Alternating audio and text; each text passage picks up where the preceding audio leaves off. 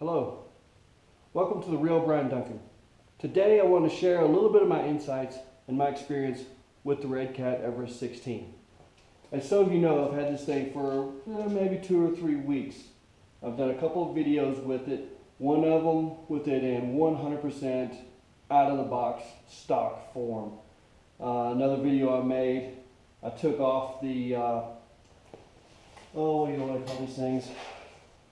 Bumpers, Nerf bars, whatever, that were bolted right here in front. Took those off.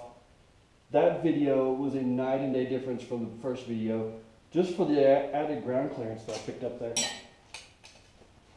But in some of the comments, some of you mentioned about these crawlers always looking like they're kind of leaning to the side or having this magic one wheel floating in the air effect going on. And I just wanted to take a little bit of time and discuss why I think that is, which it's kind of obvious that the vehicle is extremely lightweight. But you know, when we spend our money on these things, we want something that performs well and can go places without us having to pick it up and carry it. And you also want kind of a scale appearance in the motion. Now, typically when you're purchasing one for $100 at this level, you know you're not going to get the really scale performance. But either way, this is somewhat unacceptable to a lot of people, and it kind of takes away from the fun factor a little bit.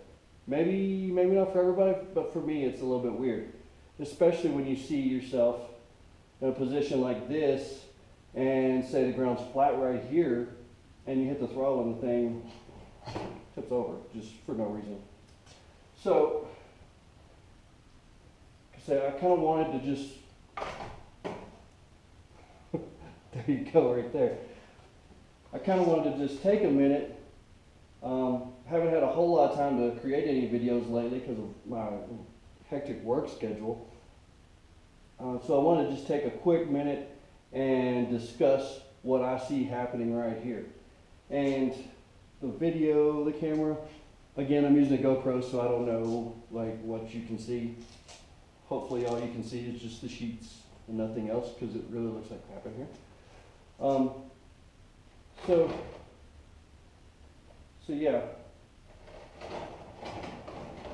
I'll rotate this so you can kind of see what's going on.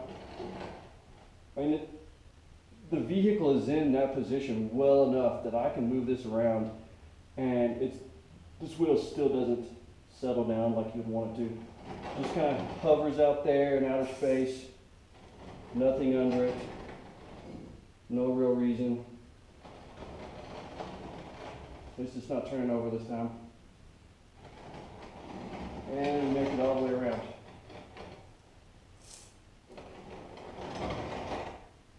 Okay, so in driving this and goofing around with it, playing with it inside the house and such, it doesn't really take a lot to finally determine what's going on here. If you'll notice, I'll step over here at the camera and see if I can look back and see. Yeah, you notice this wheel here, the position that it's in on this rock. Now, in order for this wheel to settle down and be in the position that we're kind of wanting, you know, we want this thing to kind of punch down like that or something. What's happening with this one? It has to basically drag across in order for this right side to come down. See that motion there? So I mean, it's pretty unnatural motion in any suspension for a tire to actually have to just scrub across the ground like that. It's just not going to happen unless you've got massive amounts of weight up here, which of course is not beneficial at all. So the reason you'll see this wheel hanging out or just climbing and climbing and climbing on one of these vehicles and never coming down really has to do with this position here. So And that's, adding more and more weight to this part of the vehicle, or softer springs, for example, will not necessarily get you what you want. Those are things I looked into. I was thinking, because I'm going to be putting a metal body on here pretty soon. I was thinking the metal body is going to help settle this down. And then I thought, maybe I could change the shock location, maybe I could change springs. That's all well and good. It'll probably give you a little more activity in the suspension as you're going over smaller stuff. But as far as this particular issue, there's not much cure for that other than to run a ball instead of a wheel. And it still wouldn't work. So that's what's going on there. The other thing that people have noticed, and I don't know if I can make it do this just by hand here. Sometimes you see the vehicle driving and there you go. It's like this right here. And, instead of self-righting itself, the vehicle just hangs out in a strange sideways motion.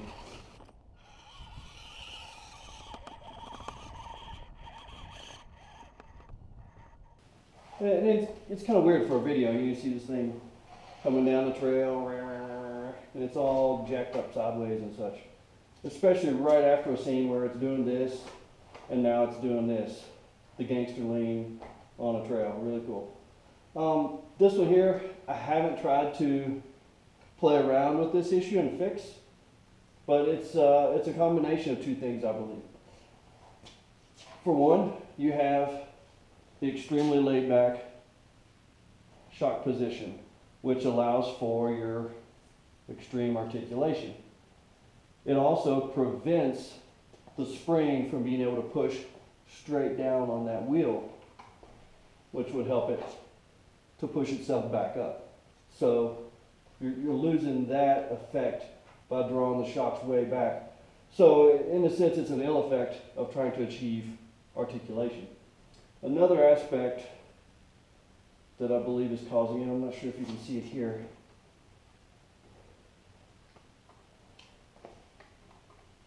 Probably not so much. With all this articulation, when I swing the body back and forth like this, if I'm looking straight down from above on the vehicle, maybe you can see, okay, there you go. Notice the only thing I'm doing is side to side, but yet you see this wheel actually rolling a little bit. See that? Same thing's happening back here. Both of these wheels, they're rolling in and out when all I'm doing is changing this right here. So if you're in a forward motion, all four wheels are turning. They're turning at the same rate because you have one electric motor. The drive shafts, everything's all synced parallel with each other. So, they're not able to turn at different rates. So what's happening is as this thing's going, these wheels are all turning at the same rate. And once it goes around a turn, goes over a rock or something, and gets locked over in that position, it's just kind of locked there. It's locked there because these wheels are in a sense staying like they are right now. They're all in the same position with each other. They're not allowed to kind of modulate and one wheel turn a little more than the other to allow it to straighten up. So you got the two things going on there causing this funky gangster lean. That's the position of the springs and the fact that in order to move this, a wheel actually has to, in a sense, scrub across the ground again, just like our other deal here. So they don't really take away too much from the fun factor when you're playing with it, considering the price range. But as far as making the scale videos like I like to do, and like some others of you like to do, it kind of jacks things up a little bit. It also makes people ask questions on your videos, which is great. I love that. If it wasn't for those questions, I'd have no idea for what to be doing tonight on this video. So, hope that answers some questions. If maybe you have one of these things, or maybe you understand suspension geometry and theory a little better than I do, then feel free to comment. I'm certainly not going to be offended if you say, hey Brian, you're totally wrong. You have no idea what you're talking about. it would be fine with me, just so long as you actually can say something that makes sense and proves me wrong and helps me learn a little bit. That's what I'm here for. I make no bones about the fact that I don't know this stuff real well, but I do understand vehicles. I understand suspension. So there you go with that. Look at it, it's leaning. Just throwing it down there. It's leaning.